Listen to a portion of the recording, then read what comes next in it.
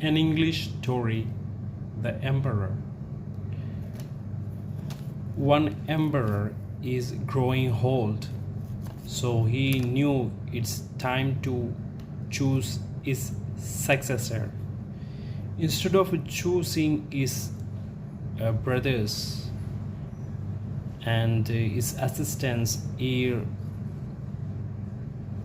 thought to choose his youths in his kingdom.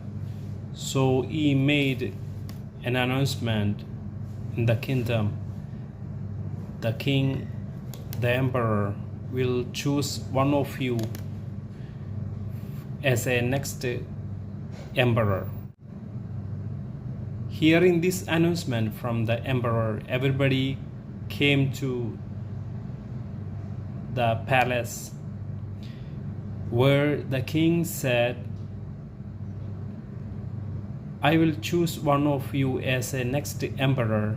Before that, I give you one seed, each of you. 1 year from today, you come back with your seeds, whatever you have grown, and I have checked what you have grown. And I select one of your plants or flowers or trees, and that will be the one next emperor. Everybody got excited, and there was one boy, his name was Ling. He also got excited, and he went to his house and told this whole story to his mother. Mother helped him to grow plants. Rest of the youth were talking about their growing plants, but the plants of Ling was still not growing.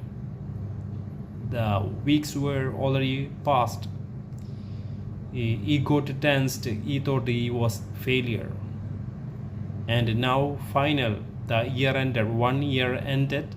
Everybody came to palace with their own flower and the plants and trees they have grown with the seed given by the emperor. Everybody said, look my first, my flower is beautiful. But that time Ling couldn't even grow the seed, and he was terrified, and he hid at the back of the room. But when emperor came, he spotted the Ling and called him the friend. Ling, terrified again, he thought he would be killed. But the different thing happened there, because suddenly king announced him the next emperor is our Ling. That time everybody laughed hearing this, because he couldn't even grow the seed, others have already planted. And also Ling was surprised why I was selected by emperor, because I couldn't grow the plants or flowers. Then emperor said, the last year I gave all of you the seed that was boiled one. No one can grow with that, but only the Ling. He kept honest and courage to bring with this seed. But I know what others have done. You substituted the seed with that I gave you. So this is a story. So let's try to keep honesty and with that courage to lead our life, and amazing and beautiful things may happen. Today we are going to look one English lesson, that is who as a subject and then as an object. Let's look what's the difference when we look who as a subject and also as an object. For example, Who is calling you? Who is calling you? Who are you calling? Are you confused? Maybe someone of you. Let's look at another example. Who is coming with you? Or who are you going with? Who are they going to vote for? Who is going to vote for them?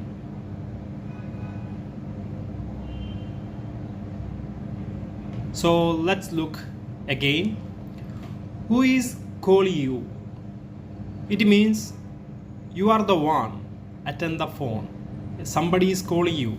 That's the meaning. Who is calling you? Then you can say, my friend Anwar is calling me, or my friend Aisha is calling me, like that, or my boss is calling me. And next sentence, who are you calling? Here, who are you calling? Who is the subject here? Who are you calling? Here, I am the one calling someone. Who are you calling? I am calling my friend Ashraf, or I am calling my friend Khadija. Who is calling you? So when it is an object, in the case of who, the pronoun or object form coming last. But if it is a subject, the pronoun or pronoun comes after the auxiliary verb. We know that the auxiliary verb in English, right? Is, am, are, was, were, do, does, like that. So who is calling you? Here, who is the subject? So pronoun ends for last. And who are you calling? Here, you is the subject. So who are you calling? When who is subject, verb comes or action comes last. You got it? So if you have any doubt about your English lessons, or you want to learn any advanced English lesson, just comment you want to learn something about this English lesson, or you have doubt about how to use this English lesson. So please comment me. Who tells you story? Who tells you story? Who do you tell story? Who can talk to him? Who can he talk to? Who plays with you? Who plays football with you? Who do you play football with? Who should invite them? Who should they invite? Who is waiting for you? Who are you waiting for?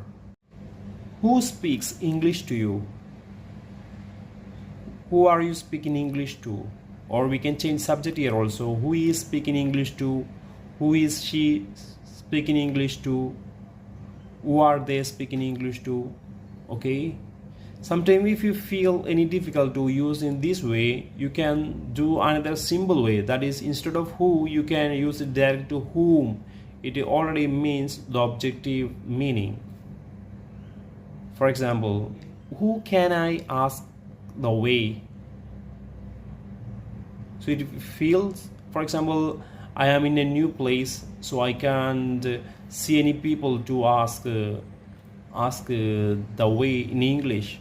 So I am asking, who can I ask the way? So instead of, if you feel difficult to ask who as an object, you can use instead of who, whom. Whom can I ask the way? So when we use whom and who, also different in the position of preposition. For example, we can just look at that. For example, who do you play with? When we use the whom, it becomes with whom do you play?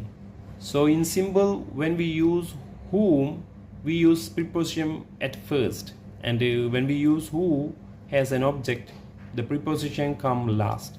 So thank you for watching. If you have any doubt, please comment, and I will also put new lessons. Thank you. Wish you once again happy Ramadan.